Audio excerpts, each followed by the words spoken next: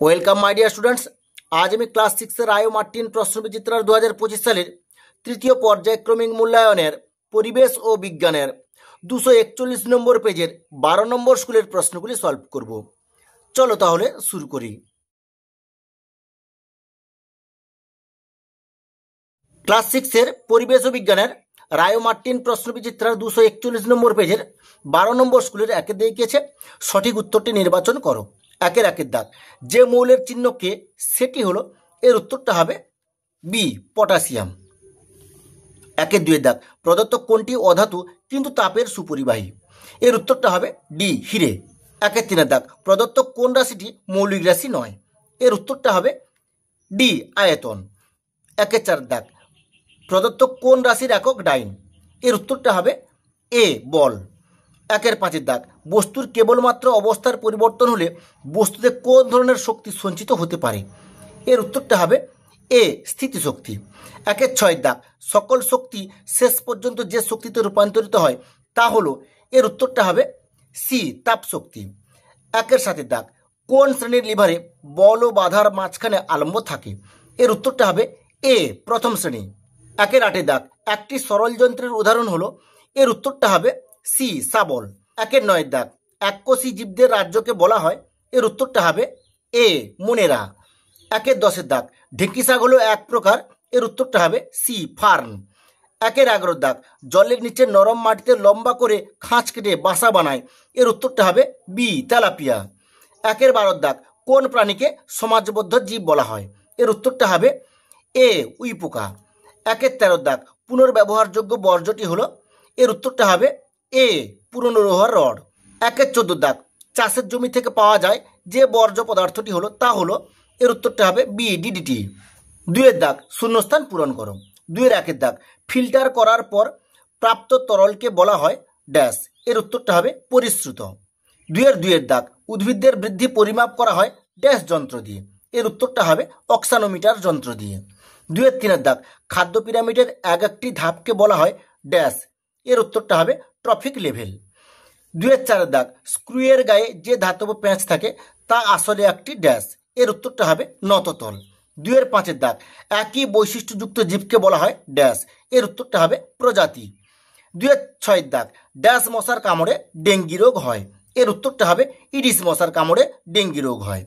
দুয়ের সাতের দাগ, স্বাস্থ্যকেন্দ্র থেকে পাওয়া বর্জ্যটি হলো ড্যাশ, এর উত্তরটা হবে গ্লাভস। তিনের দাগ, সত্য বা মিথ্যা লিখো। তিনের একের দাগ, নুন জল থেকে নুন ও জলকে আলাদা করা যায় কেলাসন পদ্ধতিতে, এর উত্তরটি হবে সত্য। তিনের দুইয়ের দাগ, স্টপ ওয়াচে ঘন্টার কাঁটা থাকে না, এটি সত্য হবে। তিনের দাগ, প্রাকৃতিক গ্যাস হলো নবীকরণযোগ্য শক্তি উৎসের একটি উদাহরণ, এটি মিথ্যা হবে। দুয়ের চারের দাগ, ভূমি ও নততলের মধ্যে কোন যত ছোট হবে নততলের সুবিধা তত বেশি হবে, এটি সত্য হবে। দুয়ের পাঁচের দাগ, দইয়ের সাজাতে যে ছত্রাক থাকে তারাই দুধকে দই বানিয়ে দেয়, এটি মিথ্যা হবে। দুয়ের ছয়ের দাগ, বাংলার কীটপতঙ্গ বইটি সালিম আলী লিখেছেন, এটি মিথ্যা হবে। দুয়ের সাতের দাগ, পুরনো লোহা গলিয়ে নতুন লোহার জিনিস তৈরি করার পুনর্ব্যবহারের একটি উদাহরণ, এটি সত্য হবে।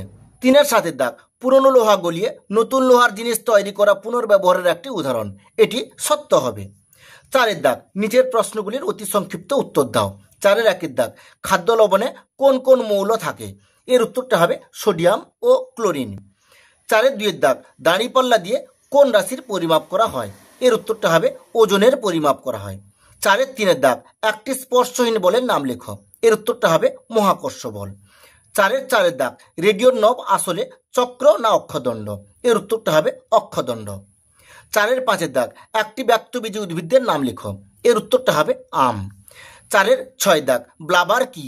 এই প্রশ্নের উত্তরটি তোমাদের পাঠ্য বইয়ের 173 নম্বর পেজে তোমরা এখান থেকে এইটুকু লিখে নেবে। চারের সাথে দাগ, একটি জৈব অভঙ্গুর বর্জ্য পদার্থের নাম লেখো, এর উত্তরটা হবে প্লাস্টিক। পাঁচের দাগ, নিম্নলিখিত প্রশ্নগুলির সংক্ষিপ্ত উত্তর দাও। পাঁচের একের দাগ, জলের সংকেতটি লেখো, এর উত্তরটা হবে H2O। জলের অণুতে অক্সিজেনের যোজ্যতা কত, এর উত্তরটা হবে 2। পাঁচের দুইয়ের দাগ, এসআইতে দৈর্ঘ্য ও ভরের এককগুলি লেখো, এর উত্তরটা হবে এসআইতে দৈর্ঘ্যের একক মিটার, এসআইতে ভরের একক কিলোগ্রাম। পাঁচের তিনের দাগ, গাছ কার থেকে শক্তি পায়, এর উত্তরটা হবে সূর্য থেকে শক্তি পায়। এই ঘটনায় কোন শক্তি কোন শক্তিতে রূপান্তরিত হয়? এর উত্তরটা হবে এই ঘটনায় খাদ্যস্থ স্থৈতিক শক্তি রাসায়নিক শক্তিতে রূপান্তরিত হয়। 5-4 দাগ, যন্ত্রের পরিচর্যা কিভাবে করবে তার দুটি উপায় লিখো। এই প্রশ্নের উত্তরটি তোমাদের পাঠ্য বইয়ের 140 নম্বর পেজে 1 নম্বর, 2 নম্বর, 3 নম্বর, এখানে 3টে পয়েন্ট আছে, তোমরা এখান থেকে যে কোনো 2টো পয়েন্ট লিখে নেবে। 5-5 দাগ, প্রদত্ত প্রাণীগুলির মধ্যে থেকে মেরুদণ্ডী ও অমেরুদণ্ডী প্রাণীগুলিকে পৃথক করে লিখো। ব্যাং হলো মেরুদণ্ডী প্রাণী, তারা মাছ, চিংড়ি, অক্টোপাস এই 3টে কিন্তু অমেরুদণ্ডী প্রাণী। 5-6 দাগ, মশার জীবনচক্রের দশাগুলির নাম লেখো। এর উত্তরটা হবে ডিম, লার্ভা, পিউপা এবং পূর্ণাঙ্গ মশা। 5-7 দাগ, জৈব অভঙ্গুর বজ্র পদার্থের থেকে কেন বেশি ক্ষতিকারক? এই প্রশ্নের উত্তরটি তোমাদের রায় ও মার্টিন সহায়িকার 366 নম্বর পেজে 9 দাগের প্রশ্নের উত্তরটি তোমরা এখান থেকে এইটুকু লিখে নেবে। 6 দাগ, নিচের প্রশ্নগুলির উত্তর দাও। 6-1 দাগ, ধাতু ও অধাতুর মধ্যে পার্থক্য লিখো। এই প্রশ্নের উত্তরটি তোমাদের রায় ও মার্টিন সহায়িকার 99 নম্বর পেজের 2 দাগের প্রশ্নের উত্তরটি এখানে লেখা আছে, দেখো ধাতু ও অধাতুর পার্থক্য, তোমরা এটা পুরোটা লিখে নেবে। 6-2 দাগ, তোমার স্কুলের ফুটবলটির ব্যাস 25 সেন্টিমিটার হলে সেটির উপরিতলের ক্ষেত্রফল কত হবে নির্ণয় করো। দেখো এখানে ফুটবলটির ব্যাস আমি এখানেই করে দিচ্ছি। ফুটবলটির ব্যাস তোমরা লিখবে প্রথমে ফুটবলটির ব্যাস 25 সেন্টিমিটার, এরপরে তোমরা লিখবে